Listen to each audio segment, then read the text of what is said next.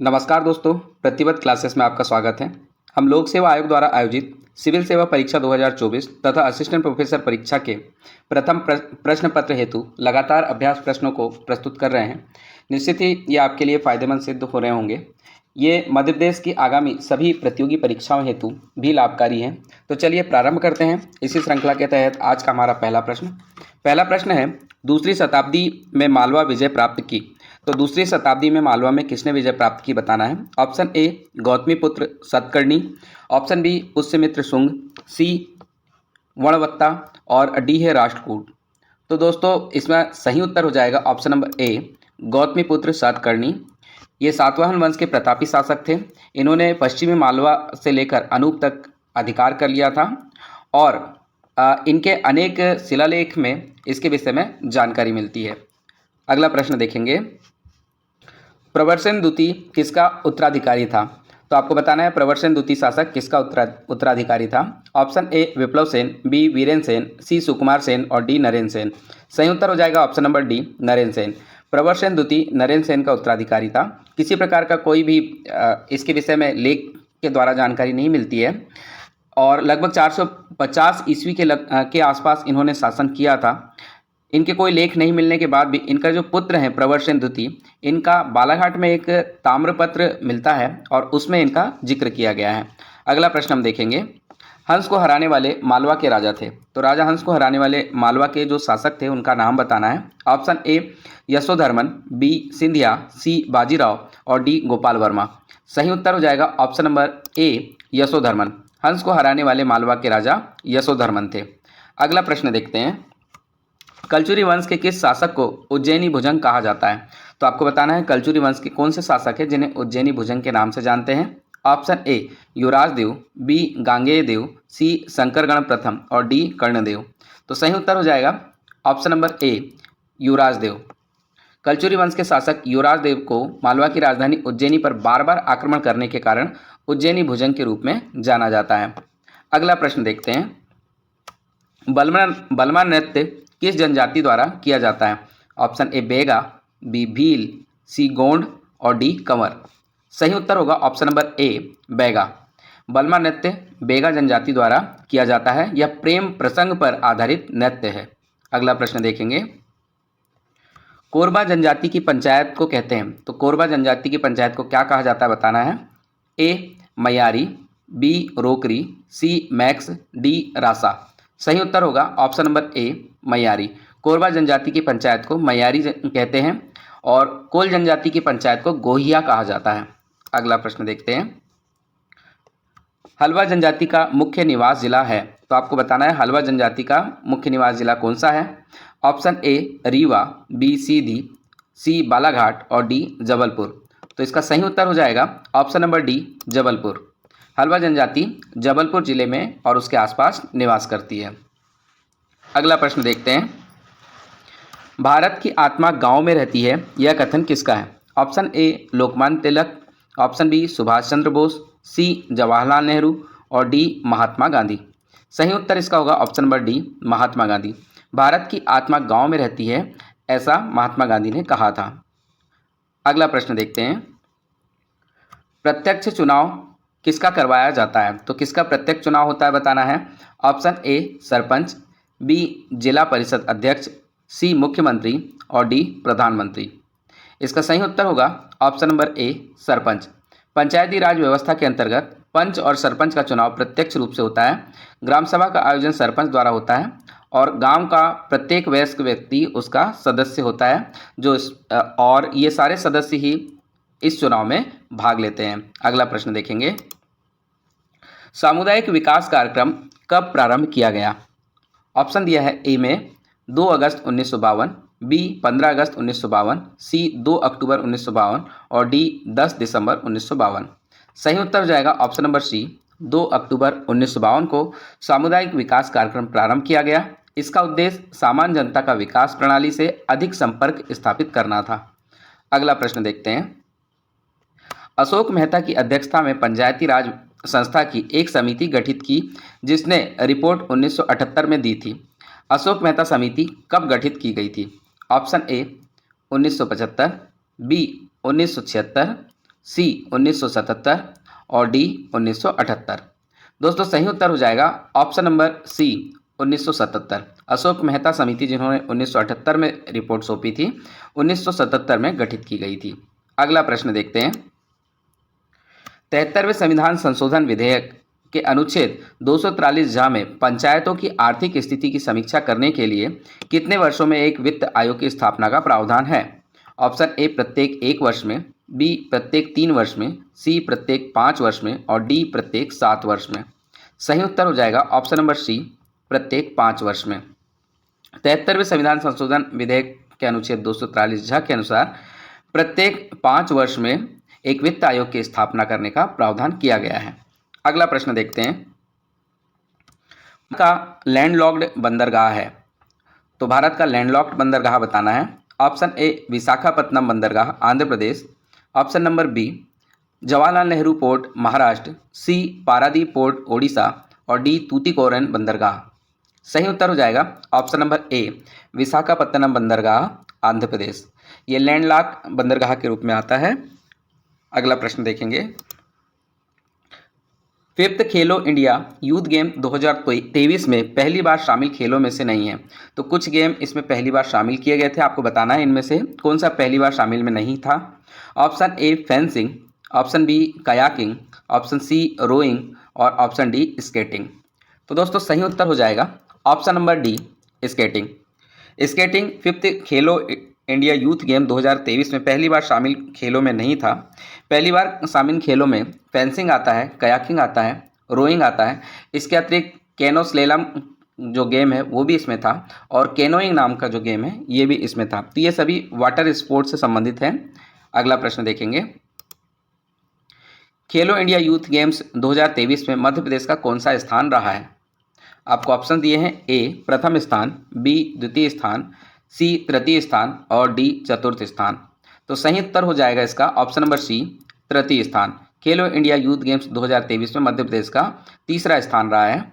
इसमें प्रथम स्थान पे महाराष्ट्र रहा है जो 56 गोल्ड के साथ में कुल 161 पदक लेके आया था। द्वितीय स्थान पर हरियाणा रहा है जिसने 41 गोल्ड और कुल मिलाकर 128 पदक जीते थे। और मध्य प्रदेश का गोल्ड में 39 गोल्ड लेके आए और कुल पदक की बात करें तो 96 पदक मध्य प्रदेश जीत ही पाया था। इस प्रकार से तीसरा स्थान मध्य प्रदेश को मिला था। अगला प्रश्न देखते हैं। खेलो इंडिया यूनिवर्सिटी गेम 2023 का शुभंकर क्या था? Option A Asha, B Usha, C Jitu और डी गौरैया। तो सही उत्तर हो जाएगा इसका option number C Jitu. Jitu नामक बारासिंगा खेलो इंडिया यूनिवर्सिटी गेम 2023 का शुभंकर था। इसके अलावा अगर आशा की बात करें तो आशा खेलो इंडिया यूथ गेम्स जो था उसका शुभंकर रहा है और ये आशा जो है ये एक चीता का नाम है। अगला प्रश्न देखेंगे। देश का पहला जैव विविधता आनुवांशिक सिल्क पार्क कहाँ शुभारंभ किया गया है? Option A Pachmarhi, B Ratlam, C Mandsaur, D Nagda. सही उत्तर हो जाएगा option number A Pachmarhi. Pachmarhi में देश का पहला जैव विविधता आनुवांशिक सिल्क पार्क का शुभारंभ किया गया है। यहाँ 4 प्रकार के रेशम जिसमें मलबरी, टसर, इरी और मूंगा मिलता है। साथ ही शहतूत का उत्पादन एवं संवर्धन किया जाता है, यानी संवर्धन किया जाता है। अगला प्रश्न देखते हैं। भारत का पहला ISO सर्टिफाइड महिला थाना कहाँ है? Option A Bhopal, B Bengaluru और सी अहमदाबाद और डी वाराणसी। तो सही उत्तर हो जाएगा ऑप्शन नंबर ए भोपाल। भारत का पहला ISO सर्टिफाइड महिला थाना भोपाल में स्थित है। अगला प्रश्न देखते हैं। मध्य प्रदेश का 17वां नगर निगम बना दिया गया है, तो मध्य प्रदेश का 17वां नगर निगम कौन सा है बताना है। Option A Morena, B Chhindwara, C Bhind और डी नागदा। सही उत्तर हो जाएगा option number C Bhind. Bhind को मध्य प्रदेश का 17वां नगर निगम बना दिया गया है। इससे पहले मुरैना और छिंदवाड़ा 16वें नंबर का और 15वें नंबर का नगर निगम बनाया गया था। अगला प्रश्न देखेंगे। विश्व का सबसे लंबा रेलवे प्लेटफॉर्म है, तो विश्व का सबसे लंबा रेलवे प्लेटफॉर्म कौन सा है बताना है। Option A Hubli junction, B Gorakhpur junction, C Chicago junction और D grand central terminal USA। तो दोस्तों इसका सही उत्तर हो जाएगा option number A Hubli junction. अब गोरखपुर जंक्शन से भी बड़ा हुबली जंक्शन हो गया है और ये दुनिया का सबसे लंबा रेलवे प्लेटफॉर्म के रूप में नामित हुआ है। इसका जो प्लेटफॉर्म नंबर 8 है, इसकी लंबाई 1507 मीटर है, जिसने दुनिया के सबसे लंबे रेलवे प्लेटफॉर्म के रूप में अपना नाम दर्ज करवा चुका है। अगला प्रश्न देखेंगे, विश्व का सबसे बड़ा दूध उत्पादक देश कौन सा है? Option A Bharat, B America, C चीन और डी यूनाइटेड किंगडम। दोस्तों इसका सही उत्तर होगा ऑप्शन नंबर ए भारत। वैश्विक दूध उत्पादन में भारत 24% योगदान के साथ पहले नंबर पे है। साल 2022-23 में भारत ने लगभग 221.06 मिलियन टन दूध उत्पादन किया था। अगला प्रश्न देखेंगे, विश्व का सबसे लंबा रिवर क्रूज है, तो आपको बताना है MV Ganga Vilas, B eastern Europe river cruise, C Kerala backwaters cruise और डी मेकांग रिवर क्रूज। सही उत्तर ऑप्शन नंबर ए होगा MV गंगा विलास। ये भारत में निर्मित क्रूज जहाज है और प्रधानमंत्री श्री नरेंद्र मोदी द्वारा इसे हरी झंडी दिखाने के बाद 13 जनवरी को वाराणसी से इसे रवाना किया गया था। अगला प्रश्न देखेंगे, ताड़ के पत्तों का विश्व का पहला पांडुलिपि संग्रहालय खोला गया है। Option A Thiruvananthapuram, B Chennai, C Amravati, D Mumbai. सही उत्तर हो जाएगा option number A Thiruvananthapuram. Kerala की राजधानी तिरुवनंतपुरम में हाल ही में दुनिया के ताड़ के पत्तों का पहला पांडुलिपि संग्रहालय खोला गया है।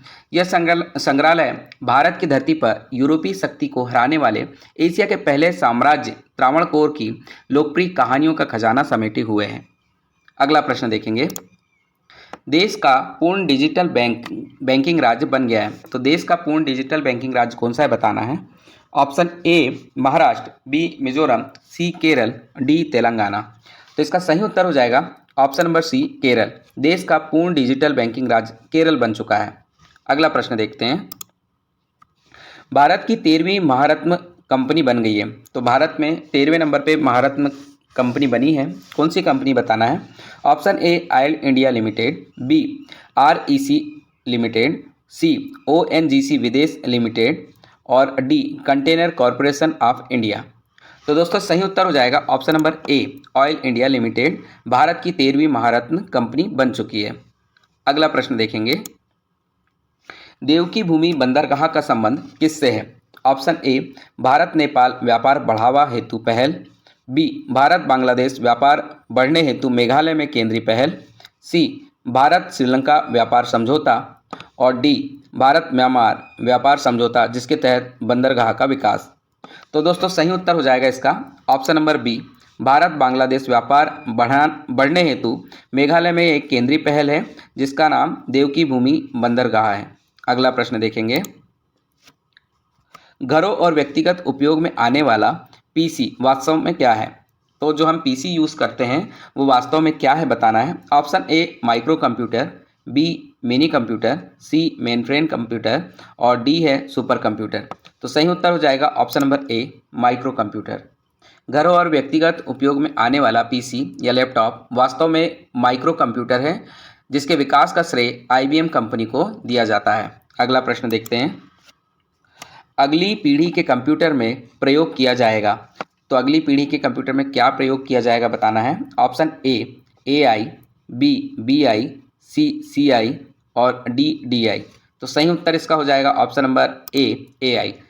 वर्तमान में AI यानी कि आर्टिफिशियल इंटेलिजेंस का जो है विकास किया जा रहा है जिससे कंप्यूटर के स्वयं निर्णय लेने की क्षमता का विकास होगा और अगली पीढ़ी के कंप्यूटर में इसका प्रयोग प्रायः आमतौर पर किया जाने लगेगा।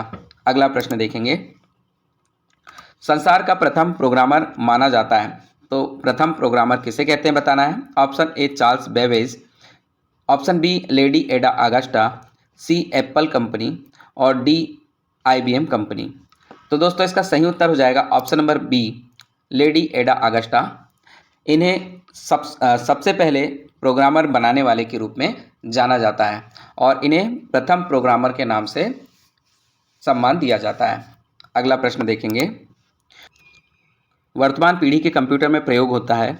Option A SSIC, option B MSIC, option C VLSIC और ऑप्शन नंबर डी ULSIC। तो किस प्रकार की IC का उपयोग किया जाता है आपको बताना है। सही उत्तर हो जाएगा ऑप्शन नंबर डी ULSIC।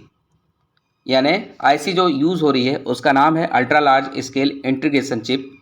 इसका उपयोग करने से इसमें करोड़ों प्रकार के इलेक्ट्रॉनिक उपकरण लगाए जा सकते हैं और वर्तमान पीढ़ी में अभी प्रायः लगभग हर कंप्यूटर और पीसी में इस तरह की आईसी का यूज़ किया जा रहा है। तो दोस्तों ये हमारा अंतिम प्रश्न था। इसी तरह के प्रश्नों के लिए लगातार हमारे साथ जुड़े रहें और निरंतर अभ्यास करें। धन्यवाद। जय हिंद।